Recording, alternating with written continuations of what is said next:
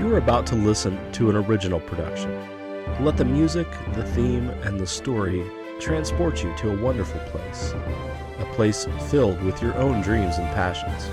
Soon you will discover that there is still so much hope for your future. There is hope inside of you, somewhere in your heart.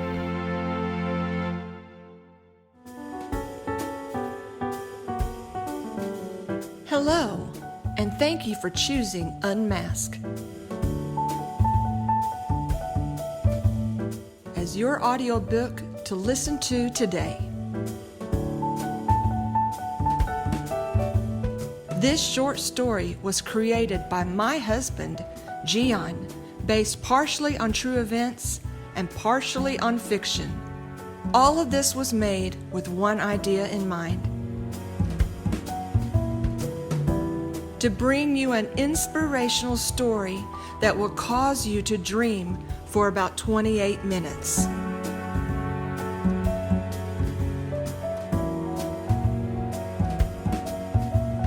From Odessa, Texas, Gian and his team want to share with you this very unique story.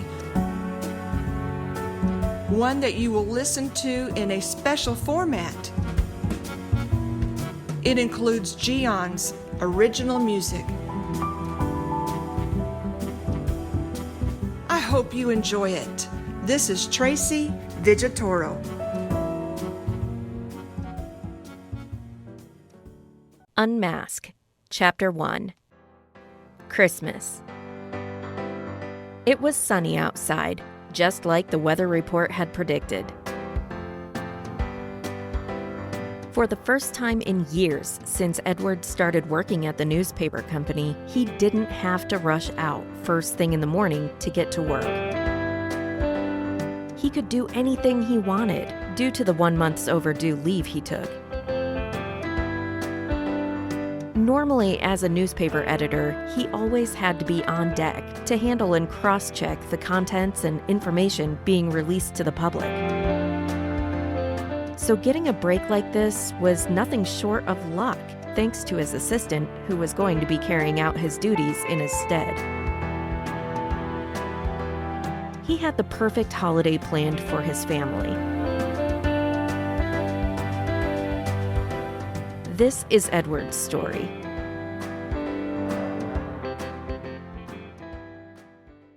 Edward got up from bed, looked over at Martha, his wife of 8 years, smiled to himself, and went out the room as quietly as he could. It was Christmas Day, and he had many things planned. The first thing on his list was to finish wrapping the gifts that he couldn't get to the day before. It was a very time-consuming task, but the prospect of seeing a huge smile on his son's face made every minute worth it. As he sat wrapping the last of the gifts, his mind wandered to his childhood years and how far he had come. He was no longer the teenage boy from Cincinnati who was scared about what the future had in store. He had gone through many things, and contrary to his expectations, he came out from everything mostly unscathed. From a beautiful wife to a perfect son, he was content with his life and family. After about 20 minutes of gift wrapping, Edward heard footsteps from the stairs and turned to look at Martha.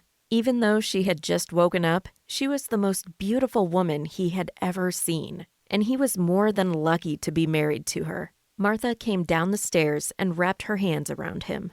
"Good morning, baby," Edward said. "Good morning, my love," Martha replied, while burrowing into him. "Did you sleep well?" he asked. "Yes, I did. What are you doing up so early?" she asked. "I was just finishing up with the gifts. I wanted it to be perfect for Johnny," Edward replied. "I'm so glad you're with us today," Martha said as she hugged him. "Now I'm going to make breakfast. What do you want to eat this morning, Mr. Miller?" she asked.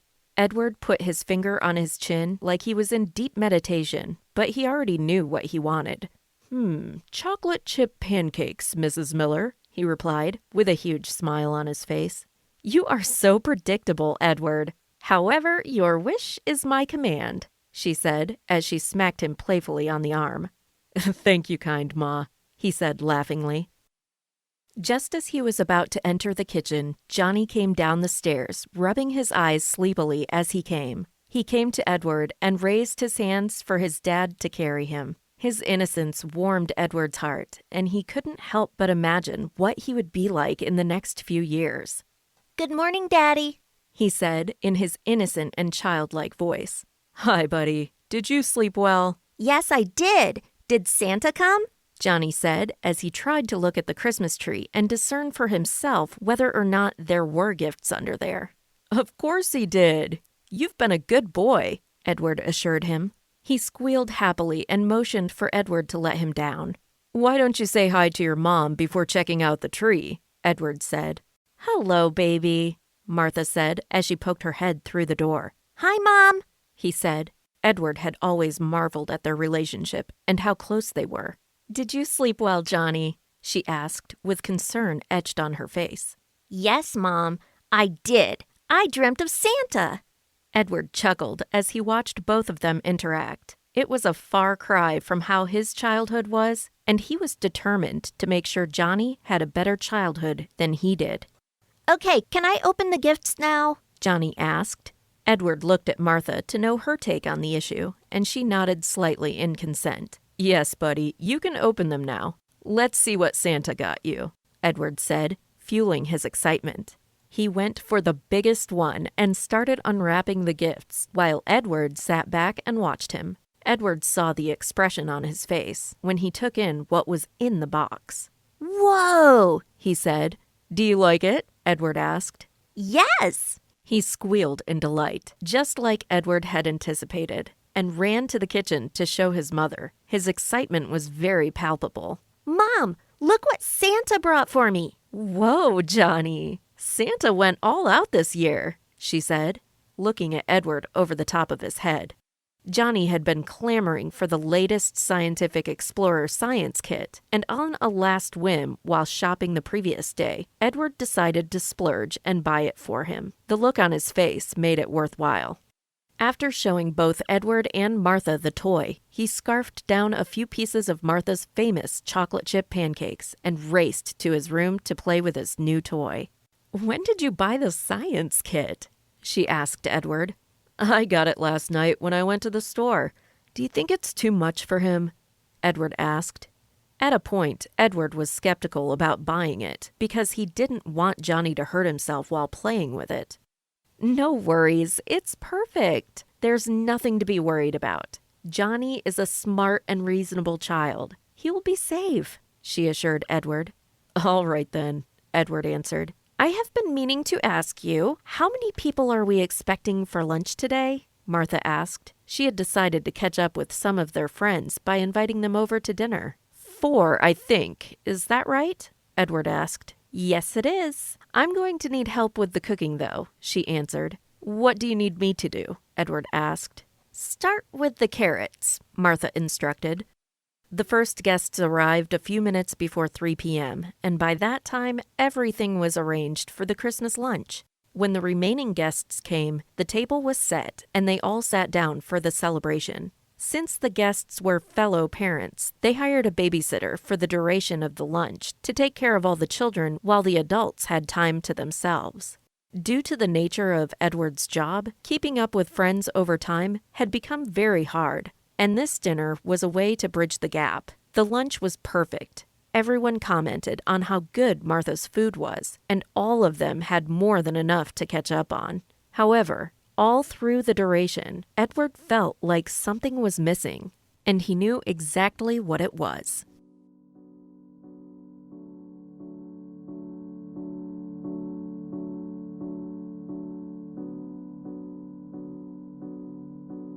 Chapter 2. Fever and River. All through lunch, Edward's mind was on what he had planned on doing afterwards, and it was all he could concentrate on. After the lunch ended, he helped Martha clean the kitchen. He went upstairs to Johnny's room. He found Johnny on the floor, playing with his new toy, and he smiled to himself. "Hey, buddy, what are you doing?" Edward asked as he went into Johnny's room. "Hi, Dad. I was playing with my new science kit." "I can see that. You look like you are having so much fun. But can you stop for a while? I want to talk to you about something, Edward said, while rubbing Johnny's head. Okay, Dad. All right then, let's clean up your toys first, shall we? Edward said, bending down to pick up some of the instruments from the science kit. After they had both put everything back in its place, Edward instructed him to brush his teeth before coming back to bed. He quickly rushed through all the tasks and came barreling to Edward on the bed. I'm ready, Dad. All right then, I want to tell you about my childhood, Edward said. Okay, Johnny said, nodding eagerly.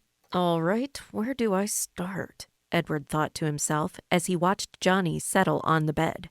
So I'm just going to start. If you have any questions, you can take note of it and ask me any time, Edward said. Okay, Dad. Okay, it all started in a small town near Cleveland, here in Ohio, Edward started. My mother was a seamstress. Before I was born, she was a young, beautiful woman whose beauty was the talk of the town. Her beauty attracted a lot of men, but unfortunately, none of them wanted to be serious with her. After many nasty experiences with men, she decided to steer clear of men until she found the one for her. After about 3 years of waiting, she found someone. He was rich and handsome, and he was the total package, and my mother fell in love with him. What was your mother's name, Dad? Her name was Olympia Miller, Edward replied. What about the man she was in love with? He asked. My mother never told me his name. She never really talked about him. She only ever mentioned him once, Edward said. I'm going to continue the story now, said Edward. They were always seen together and were very much in love. She got pregnant and told him. This was when everything stopped. For a while, my mother tried to contact him to no avail, and after a month, she found out that he had left town. Her life went downhill from there. She had to juggle learning how to be a seamstress while being pregnant, and life was hard for her. There was no response from Johnny, so Edward continued. After 9 long months of torture, she finally gave birth to me, and I was introduced to the life of hardship. I grew up used to not eating well, not having anything I wanted. We lived in a rundown apartment in the worst part of town. The roof was leaking and we had to put buckets under the holes when it rained. I quickly learned to survive without money and how to make food last longer when we managed to have more than enough at a time. She always did her best to make sure I was fed. She took on odd jobs, even apart from being a seamstress. However, even though we were very poor, I knew she loved me wholeheartedly, and I could hear her cry at night when she thought I was asleep. My mother never let herself fall in love with any other man after that. One day, my mother went on one of her many job hunts, and on her way back, she got into an accident. But since she couldn't afford to go to the hospital, she came back home and attempted to treat herself. After the next few days, her condition deteriorated, and she started to spike a fever. We did not have any medicine that she could use for the fever, so she gradually became worse. As a 9-year-old who had to watch his mother suffer, it was a very bad time for me. I constantly had to fetch water from a close-by river, as we did not have any in our apartment. Life was very hard for both my mother and I, particularly during this time. And maybe that's why she did what she did.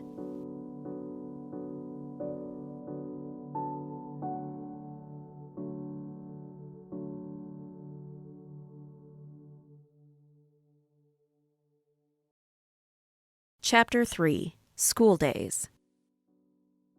What happened next, Dad? Johnny asked, with curiosity etched on his face. Edward replied. A few days after, she seemingly got better. Her strength returned and the fever went away. It seemed like all was going to be okay. She told me to get dressed and that we were going out. I tried to ask her where we were going, but she kept quiet, which was very unlike my mother. I wore my only trousers and the last torn shirt that I owned. We got to the bus stop and entered a bus going to Cincinnati. I was wondering where we were going, but my mother had this distant look on her face, so I didn't ask.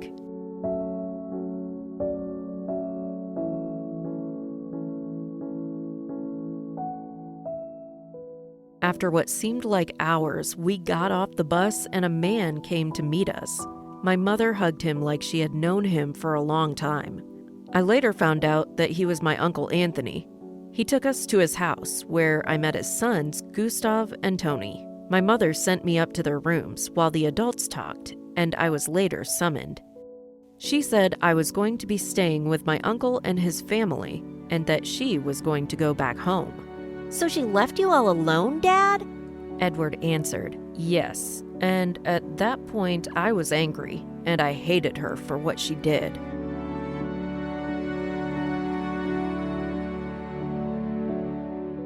However, over time, I began to understand that she did it for my own good. There was no way I would have survived this long without her. When it was time for her to go, she hugged me, planted a kiss on my forehead, and told me she was going to come back for me when she was settled. That was the last time I saw her. What happened to her? Johnny asked. Do you remember the accident she had? Edward asked him, as he nodded in reply. Well, she had complications because of that, and she died 2 days later. It was one of the worst days of my life, and I was only 10 years old. I didn't know why my mother would just leave me, and erroneously, I thought she never loved me. I became a recluse, hardly talking to anyone, even to my cousins, Gustav and Tony. I just went to school, did my chores, ate, and slept. I missed my mother sorely, and I cried almost every night at a particular time.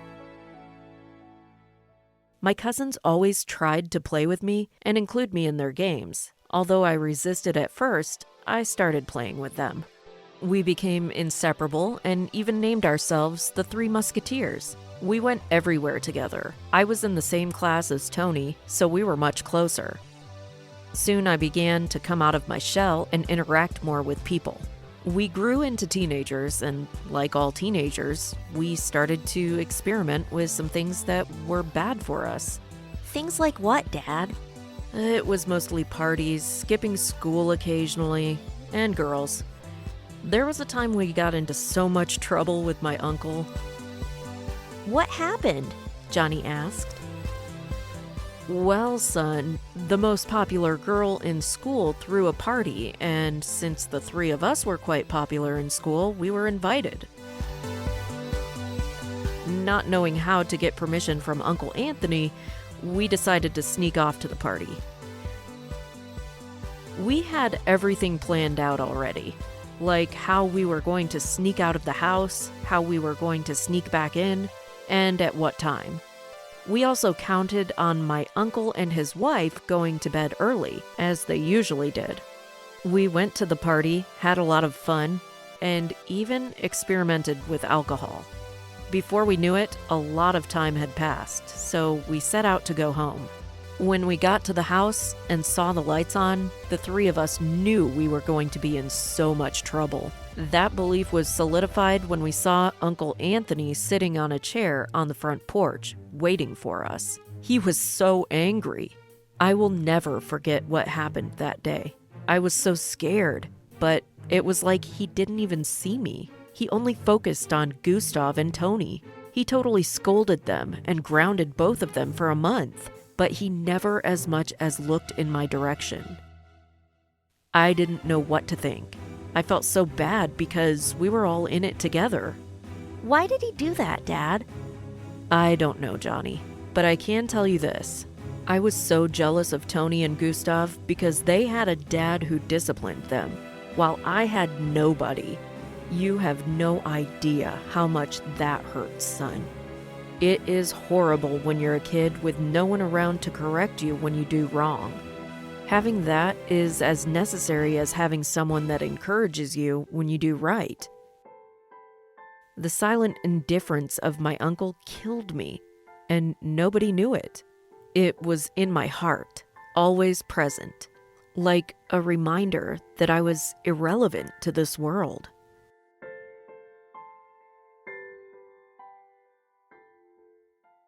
Chapter 4. Tony.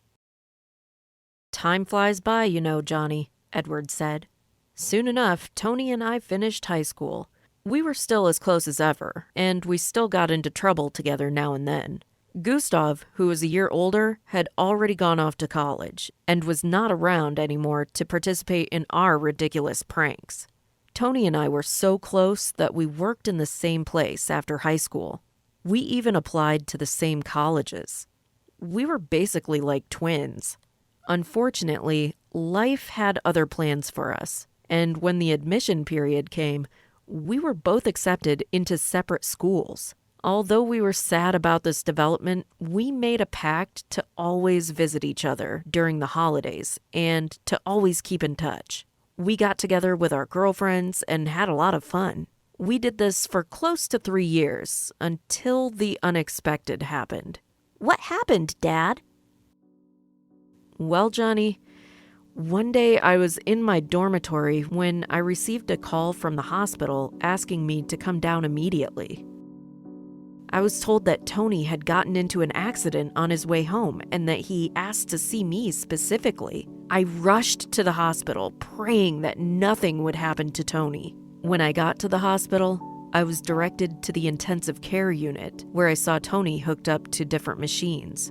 With tears starting to roll down my face, I could not imagine living without Tony. Did your cousin get better, Dad? Edward replied, "No, unfortunately he did not. He died soon after I got to the hospital. I still remember vividly what happened. He asked me to promise him that I follow my dreams and make something of my life. Because of him, anytime I want to give up, I remember the promise I made to my best friend on that day, and I work harder. After the burial, I went back to school and tried my best to focus on my education. One day, I received a call from Tony's girlfriend. She was crying on the phone, and I suggested that we meet in person so we could talk. I was already seated at the cafe where we agreed to meet when she walked in with a bulging stomach. She was pregnant. What did you do then? Johnny asked. Johnny, what I'm about to tell you might seem weird, but I want you to know that Mommy and I love you a whole lot, and you mean the world to us. Do you know that, Johnny? Edward had to make sure this registered in his mind.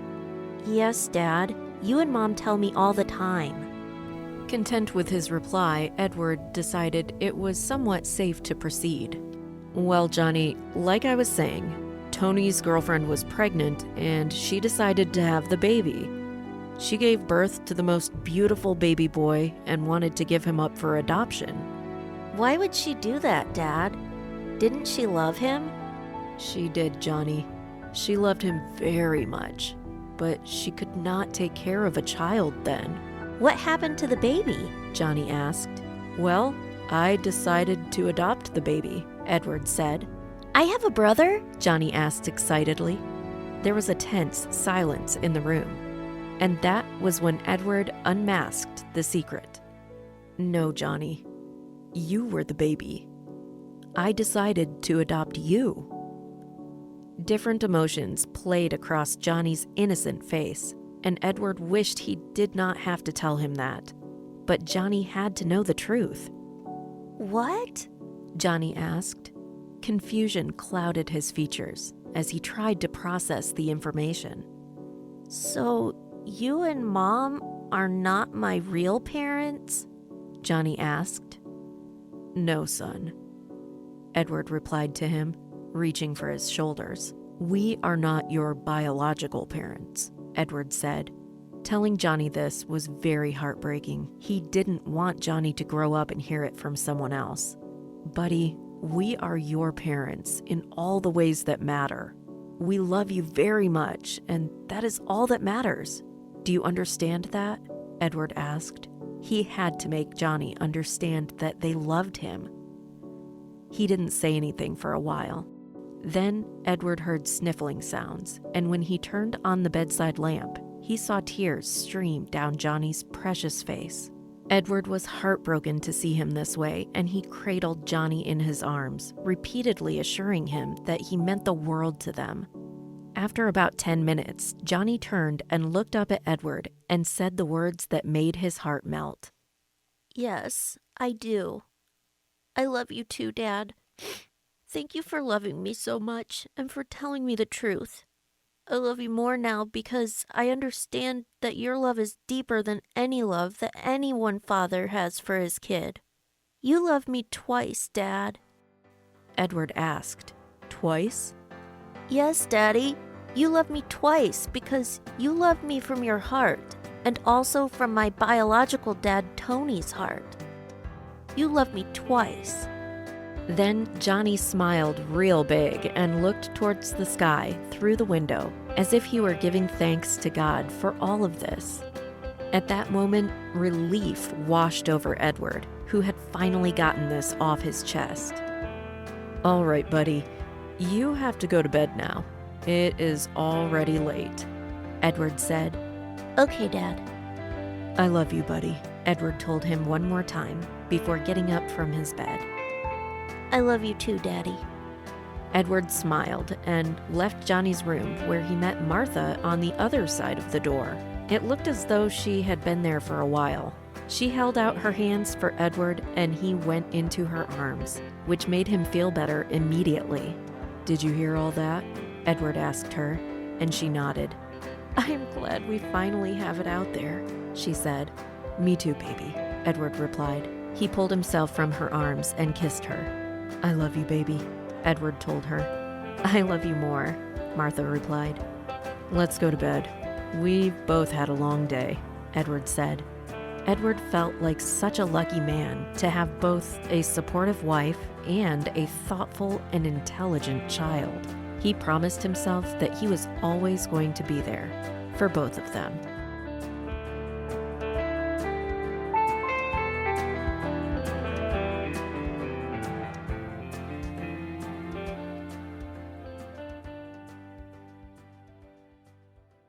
I appreciate the time you have invested in listening to Unmask, my first audiobook, produced in August 2019. We are currently working on the second audiobook, and it will soon be released to the public. You honor us with your time by listening to it, and it would be an awesome help if you would share Unmask with your friends and perhaps drop a comment wherever you purchase it or in our Facebook page. Thank you. This is Giancarlo Villatoro.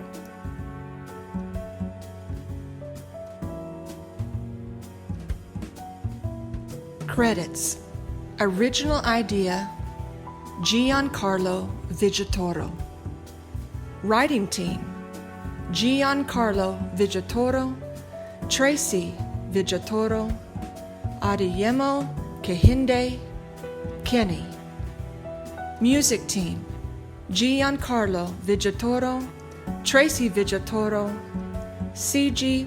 Olanuga, Fred Rojas. Narrator, Sarah Rife. All rights reserved, 2019. Giancarlo Villatoro Productions, Odessa, Texas, USA.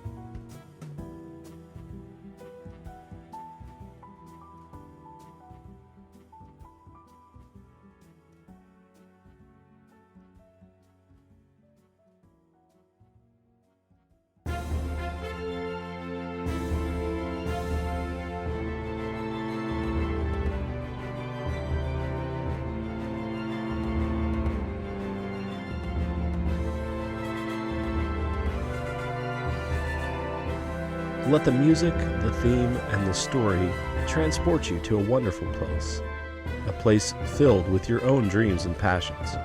Soon you will discover that there is still so much hope for your future. There is hope inside of you, somewhere in your heart.